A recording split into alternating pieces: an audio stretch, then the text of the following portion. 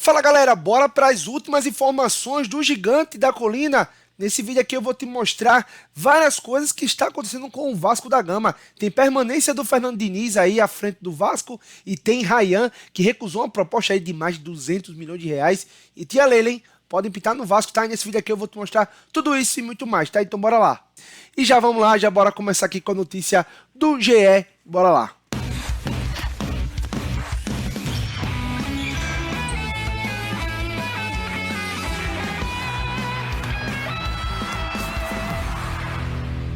A gente começa falando do mercado da bola, que está agitado. Tem gente de olho no Ryan, revelação do Vasco, a joia vascaína. Deixa o Ryan quieto. Pedro Rocha, lá da redação de São Paulo, para contar pra gente. É isso mesmo, Pedro? Conta tudo. Fala, Débora. Tudo bem? Boa tarde pra você, pra todo mundo ligado no Globo Esporte. A gente começa essa central falando do Ryan, mas calma, vascaíno, respira, porque ele fica, pelo menos por enquanto. Amém. O Vasco recusou uma proposta de 200 milhões de reais do Zenit da Rússia para tirar o atacante aqui do Brasil. A resposta do Vasco para essa proposta foi, como dizem nas ruas, tá duro dorme. O Vasco só topa negociar o Ryan duro por dorme, meu amigo. acima dos 300 milhões de Eu reais. só quero Vamos aí aguardar 300 e nos poucos próximos milhões pelo capítulos Ryan. E o Vasco, hein? Recusou mais uma proposta do Zenit por Ryan. O clube russo fez uma proposta de 31 milhões de euros e o Cruz Maltino pediu 50 milhões para negociar o atacante. É você que tem mais informações, Sim, estou até pegando aqui. Então, enquanto ele vai a proposta, olhando, qual foi? Peguei. Tem aí? É porque eu tive acesso à proposta. Ela foi assinada pelo presidente do Zenit, enviada ao Carlos Amadeu, que é o diretor-presidente e o CEO do Vasco, ao Admar Lopes também, que é o diretor executivo. 31 milhões que seriam pagos em 4 parcelas. A primeira em março de 2026, a segunda em julho de 2026, a terceira em março de 2027. Cara, o Vasco está recusando proposta de 200 milhões. Que Vasco é esse? Ou seja, é isso que eu queria. O título da Copa da Rússia, eles faziam o que queriam antes com o Vasco, irmão. O título do Campeonato Russo. O Vasco agora é diferente. O limite de 4 milhões de euros. Ou seja, totalizando 35 milhões de euros. E o Vasco recusou. Mas tem um detalhe que pouca gente sabe. Essa proposta ela foi enviada ao Vasco da Gama por representantes brasileiros autorizados pelo Zenit. Não foram os empresários do Ryan que levaram ao Vasco da Gama. Isso quer dizer que o Ryan também teria que dar ok para ir para o Zenit. Claro. Não quer dizer que a proposta chegou é porque o Ryan aceitou. Não. Ou seja, seria uma negociação ainda mais complicada, porque teria que ter o ok dos empresários do atleta. Para mim, a grande informação nessa situação é o Vasco pedir 50 milhões de euros no Ryan. E eu acho que está certo. Muita gente acha loucura. Gente, o Ryan é um baita jogador.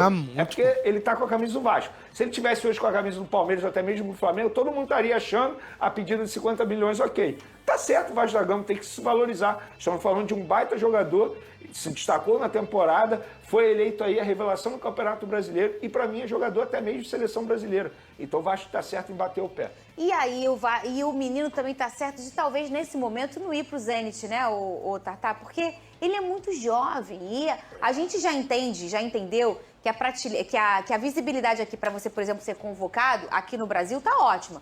O Vasco é um time poderosíssimo, é um time gigante. O cara vai lá pro Zenit, pô. Se estiver bem, como é o caso do Ryan, e ele vai ficar esquecido, ele também jogando nas principais ligas europeias. Visibilidade, eu é acho melhor que ficar no Vasco mesmo. Né? A gente tem o olhar todo aqui voltado pro nosso futebol brasileiro. E aí, seria uma boa o menino ir pro Zenit agora? Eu, particularmente, se eu pudesse dar um conselho pro Zenit, não.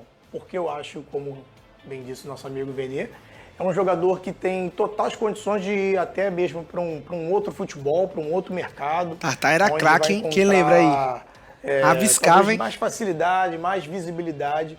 E ele continuando aqui com toda certeza, o Pedrinho que está lá, Felipe, né, são grandes nomes do futebol, deve estar conversando bastante com ele. E ele continuando, isso para o Vasco também vai ser muito bom, porque acho que a venda, já que estamos falando do Vasco, que vem numa reconstrução, em um outro momento, ela vai acontecer em algum momento. Sim. Mas é um ativo do clube, né, onde o Vasco criou esse menino, né, com DNA vascaíno e hoje ele está aí se destacando. Então, a pedida de 50 milhões está mais que certa, tem que valorizar o seu produto, mas eu acredito que, em outros termos, se algum clube, né, alinhado também com o atleta, que seja um futebol italiano, um futebol espanhol, chegar com seus 30 milhões, eu acho que eles conseguem levar o... Fernandinho, tem um detalhe também na negociação do Ryan com o Vasco, porque o valor que o Vasco vai receber não é 100%, tá? Então depende muito do verdade. valor da venda. É entre 60% e 70%. Pode chegar a 70% dos direitos econômicos para o Vasco da Gama se chegar a um determinado valor. É por isso que o Vasco pede extremamente alto. Para isso. Para ele receber e ter mais direito nessa futura venda. Não é porque só pensa que o jogador tem potencial, não é isso. Também está pensando em você. O Vasco da Gama está certo. Tem que receber o máximo de valor possível numa negociação, caso venda o Ryan. E aí tem que pensar, e o Pedrosa trouxe até essa informação, que o staff do jogador também, o pai dele, né, que é um cara vascaíno, a família toda vascaína, você falou, o Vasco forjou esse garoto, né, ele tem o DNA vascaíno, e ele tá pensando num plano de carreira para ele. E, obviamente, o Pedrinho, que é um cara muito cuidadoso, o Felipe também, pensam não só na questão financeira pro Vasco, obviamente, ela é importante, mas ela vai acontecer. E falando como nisso, tá galera... ele é poderoso. Daqui a pouco eu vou mostrar um vídeo aqui. Ele vai valer e ele vai ser vendido. Mas que Daqui seja a pouco eu vou falar aqui sobre o Vampeta, tá? O Vampeta que tava falando aí sobre Leila comprar o Vasco, tá? Vou mostrar vocês daqui a pouco, então fica comigo aqui até o final desse vídeo. Para o menino, né? Que seja um pensamento pro plano de carreira dele. Que eu acho que esse talvez, Tatá, você não acha que esse é o momento mais importante para esse jogador, na escolha dele? Uma escolha errada agora pode pôr tudo a perder numa projeção de 10 anos para ele. Você concorda comigo? É isso. Agora é o momento que ele precisa realmente pensar, conversar, ver, rever, porque esse próximo passo que ele vai dar é de suma importância. Porque muitas das vezes você não dá a sorte. Às vezes, no momento, era o que tinha de melhor, mas você chega lá, não é utilizado, aí bate, volta, e aí já tem que fazer todo esse processo novamente. Igual tá acontecendo, então, né, cara? Aconteceu agora com o Endrick, aconteceu recentemente também com o Vitor Roque, que foi contratado pro Barcelona e tá jogando aonde hoje, né? Tá jogando no Palmeiras, foi emprestado pro Real Betis, Endrick agora tá no Lyon, André quando foi vendido do Vasco, né? Inclusive ele ficou ainda mais 6 meses no Vasco, depois ele foi e voltou, né? Depois foi pra França, ficou lá no Nottingham. Então tem isso, né? Eu acho que até pro Ryan seria interessante ele ir para um clube não tão da prateleira altíssima, né? Eu acho que pode ficar ali para disputar uma Champions League, tipo um Bayer Leverkusen, deixa eu ver, um clube ali da Premier League, né? Que também não seja dos top 4, top 5 ali, o Brighton, né? Eu acho que seria interessante para ele criar essa casca e aí depois, né, ele chegar nesses grandes e aí dominar tudo, né, cara? Então acho que vai muito disso aí do Ryan. Então acho que pro Zenit mesmo tem que ser uma proposta irrecusável realmente, né? Os 50 milhões de euros, se o Zenit topar, meu amigo, aí eu acho que Ryan vai. Uma boa sorte, né, nessa escolha que irá fazer. E a gente sabe que por muitos desesperos financeiros, em vários momentos da nossa história do futebol carioca aqui, é o que o famoso tem o pires na mão, né? Você precisa do dinheiro. E aí, às vezes, você vende um menino para qualquer lugar porque você precisa daquele dinheiro de forma imediata. Ou você acaba vendendo mais barato, porque você está desesperado, ou, às vezes, para um lugar que para o menino não é tão positivo. Então, é importante saber que o Pedrinho está preocupado com isso, que a família do menino também, que está um pensamento de um projeto e um plano de carreira para o Ryan, porque ele merece. E o Vasco terminou a temporada com quase 100 gols sofridos. Com derrota para o Corinthians, o clube chegou a 94 gols sofridos na temporada.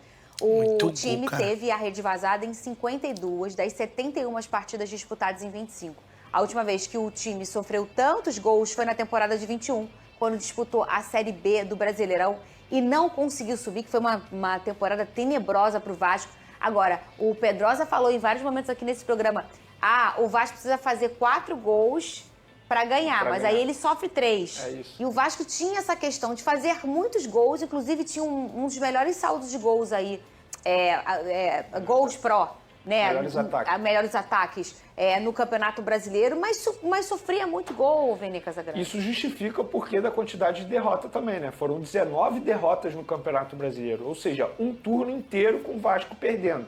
E esse foi o grande problema do Fernando Diniz. Ele não conseguiu encontrar um equilíbrio. Inclusive, quando ele encontrou o equilíbrio, ele teve sucesso. Ele teve aquela quantidade de vitórias consecutivas por conta disso. De fato, o Fernando Diniz ficou marcado, o Vasco da Gama ficou marcado com o Fernando Diniz por excesso de gols sofridos. E a gente vê nos números aí que chamam muita atenção. Não dá para uma equipe como o Vasco da Gama sofrer quase 100 gols em uma temporada só. Isso justifica o péssimo desempenho no Campeonato Brasileiro. Agora bora ver aqui, Vampeta falando sobre a tia Leila querer comprar o Vasco. Bora lá. O Januário é mais do Vasco do que o Allianz Parque do Palmeiras. Por isso que eu falei, daqui a 20 anos ainda vai ser do Palmeiras. O Januário já é do Vasco. E não tá tão longe do Maracanã, não. O Engenhão, o Januário e Maracanã não dá 5 quilômetros de um pro outro. O trajeto é de menos de 3 quilômetros de um pro outro. Sim.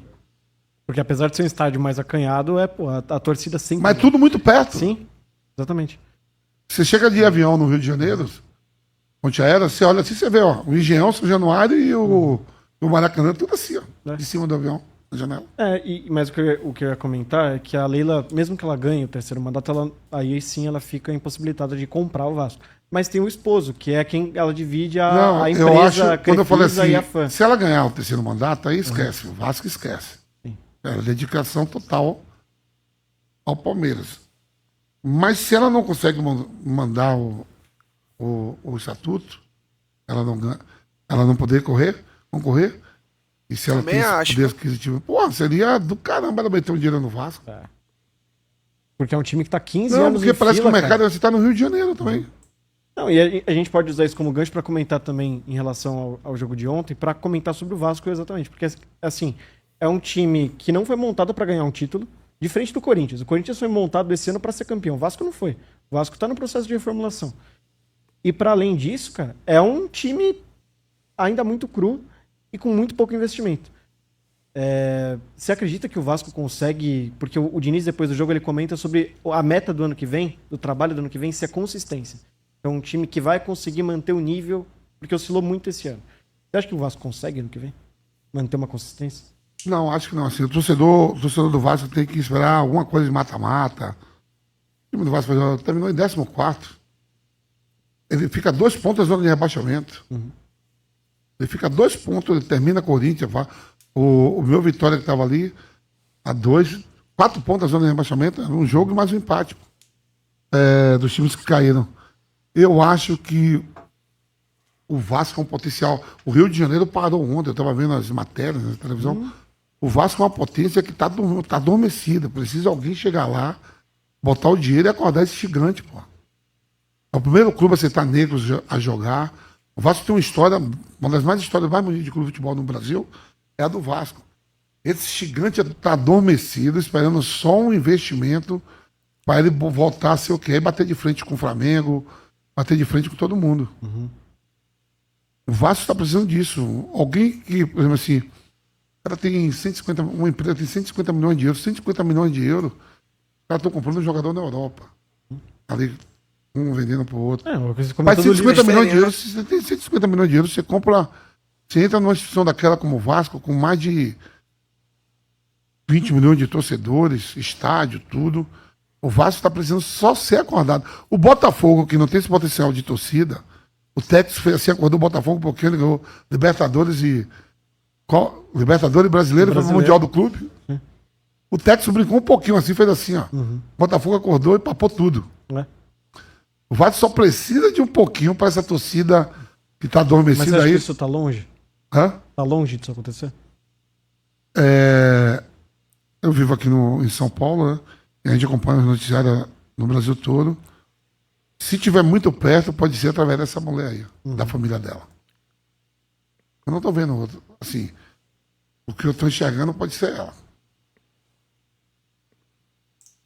É isso, né, galera? Se você gostou desse vídeo aí, ó, já deixa o teu like, teu comentário. O que é que você achou aí sobre essa notícia do Vasco? Ryan fica, Fernando Diniz continua, né? E também sobre a possível candidatura a Leila aí, né, para ser uma nova dona da SAF do Vasco da Gama.